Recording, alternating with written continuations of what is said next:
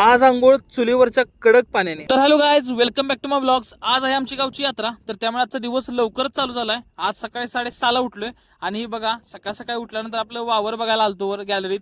आणि हे बघा आपली शेती, नजर जाईल तो पण आपली शेती आहे बघा. आजी बोली शेतात जाऊन कैऱ्या बघून या, कैऱ्या लागल्या होत्या तर त्यामुळे कैऱ्या बघायला आलतो. आणि अशा आपल्याकडे 7-8 झाड आहेत बघा आंब्याची. शेतात शाळू होता तर ही त्याची गंजी आहे, कडबा आहे त्याचा, आणि जनावरांना खायसाठी काढून ठेवल्या. आज जेवणाचा बेत चुलीवरतीच होता तर त्यामुळे शेणकूट घेऊन चाललो होतो खाली. रानातनं घरी आलो आणि आज आंघोळीला देखील चुलीवरचं कडक पाणी होतं आणि भरपूर दिवसांना चुलीवरच्या अशा कडक पाण्याने आंघोळ करतोय बघा.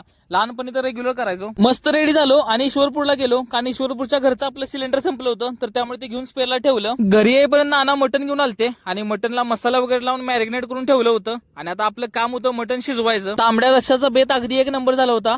हे बघा रश्श्याला कशी तरी आल्या. सुकं मटण देखील एक नंबर झणझणीत झालं होतं. जेवणाची तयारी चालू होती तोपर्यंत आमची सातारची पोरं आली तर त्यांना घेऊन गावात गेलो आणि आमच्या बांबोडे गावचं ग्रामदैवत त्यांना दाखवलं. तर हे बघा आमच्या गावचे ग्रामदैवत दक्कनचा राजा ज्योतिबा. देवाचे दर्शन घेतले आणि आलो घरी, कारण सातारकरांना लवकर जायचं होतं सातारला. आणि हा बघा आमचा शुद्ध शाकाहारी प्यावी, बसल तिकडे याची मजा चालू असते. तर सातारचे कार्यकर्ते लवकर जेवून गेले. आता पाहुणे यायला सुरुवात झाली होती त्यामुळे पुढचा व्हिडिओ काय शूट करायला वेळच भेटला नाही. आता तुम्हाला पुन्हा भेटू नवीन एका इंटरेस्टिंग व्लॉग मध्ये. तोपर्यंत टेक केअर, गुड बाय.